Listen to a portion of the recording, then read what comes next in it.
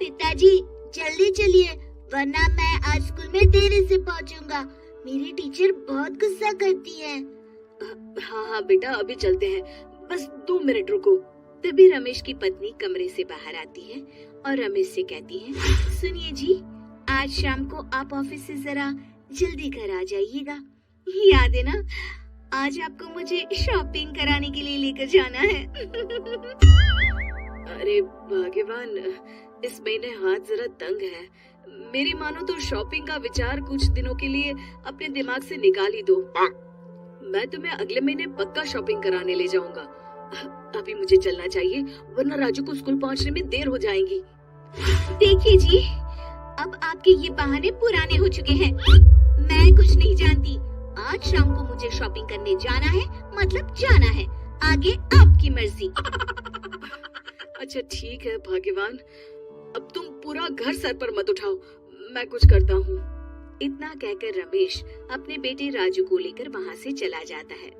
घर से निकलने के लिए रमेश जैसे ही अपनी मोटरसाइकिल शुरू करता है, तभी उसकी माँ उसे आवाज देकर कहती है, अरे रमेश, आज शाम को मुझे कुछ पैसे दे देना। याद है ना, मैंने तुझसे कहा था कि मुझे मंदिर में चढ़ावा चढ़ाना है। अरे माँ, मेरी तनख्वाह आने में अभी 10 दिन बचे हैं। अभी मेरे पास बिल्कुल पैसे नहीं है। हाँ, मेरी तनख्वाह मिलते ही मैं तुम्हें पैसे दे दूंगा। रमेश की माँ चिढ़कर कहती है, अरे तेरा दिमाग तो खराब नहीं हो गया? मैंने तेरे भरोसे मंदिर के पुजारी जी से वादा कर दिया है और तू कह रहा है कि पैसे नहीं है। अब मैं पुजारी जी को क्या जवाब दूंगी? तुझे तो मेरी इज्जत की भी कुछ परवाह नहीं है। अच्छा ठीक है माँ, अब तुम गुस्सा मत करो, मैं शाम तक कुछ इंतजाम करता हूँ।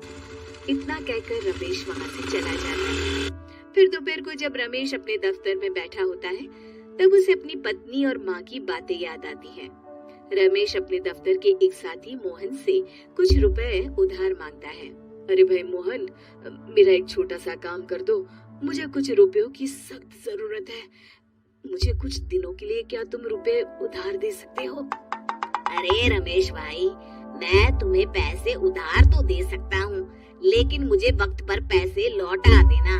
वैसे भी मेरा मानना है कि दोस्ती यारी में कभी पैसों का व्यवहार नहीं करना चाहिए। ये कहावत तो तुमने सुनी होगी कि उधार प्रेम की कैंची है। मैं नहीं चाहता कि पैसों को लेकर हमारा रिश्ता खराब हो। अरे मोहन, तुम बिल्कुल चिंता मत करो, मैं तुम्हारे पैसे वक्त पर लौटा दूंगा। फिर मोहन रमेश को पैसे दे देता है। शाम को घर आकर रमेश कुछ पैसे अपनी माँ को देता है और साथ ही अपनी पत्नी को भी शॉपिंग कराने बाजार लेकर जाता है।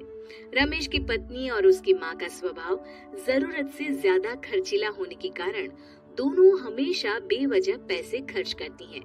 फिर एक दिन, सुनिए जी, अगले हफ्ते हमने छुट्टियों में कहीं बाहर जाने का प्लान बनाया था। आपने पैसों का इंतजाम कर लिया ना? अरे अभी कहाँ, अभी तो मेरे पास बिल्कुल पैसे नहीं है। हम कभी और चले जाएंगे। देखिए जी, मैंने सभी सहेलियों से कह दिया है कि मैं बाहर घूमने जा रही हूँ। अगर मैं नहीं गई तो सब मुझ पर हंसेंगी। आप कहीं से भी पैसों का इंतजाम कीजिए जी। इतना कहकर रमेश की पत्नी वहाँ से चली जाती है।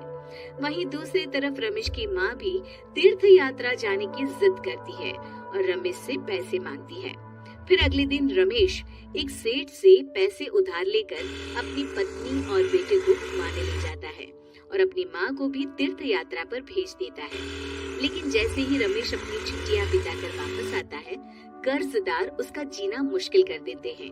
इतना ज्यादा कर्ज एक साथ अपने ऊपर देख रमेश काफी परेशान रहने लगता है। फिर एक दिन राजू की स्कूल की फीस वक्त पर न भर पाने के कारण रमेश को स्कूल में बुलाया जाता है। स्कूल के प्रिंसिपल साहब रमेश को सख्त हिदायत देते हैं कि अगर वक्त पर स्कूल की फीस नहीं भरी गई तो उनके बेटे का नाम स्कूल से काट दिया जाएगा। अपने बेटे की स्कूल की फीस भरने के लिए रमेश अपने दोस्त गिरधारी से कुछ पैसे उधार ले लेता है और स्कूल की फीस भर देता है।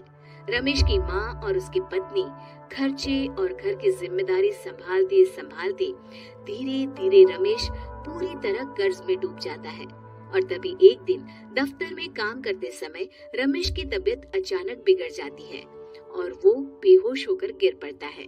उसे जल्दी से पास के एक अस्पताल में भर्ती कराया जाता है। रमेश के घर वालों को ये बात पता चल जाती है तो वे सभी अस्पताल पहुंचते हैं।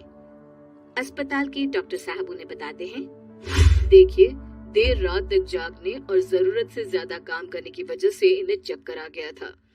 बेहतर यही होगा कि इन्हें कुछ दिनों के लिए पूरी तरह आराम करने दिया जाए।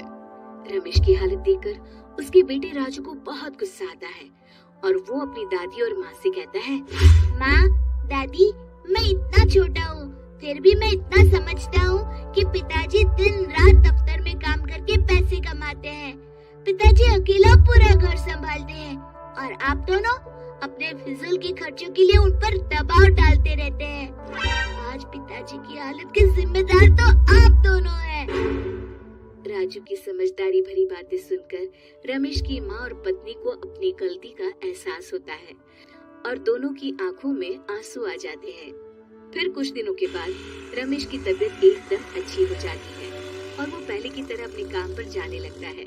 रमेश की माँ और पत्नी अब उसे किसी प्रकार की कोई तकलीफ नहीं देते और ना ही उससे किसी चीज की मांग करते हैं।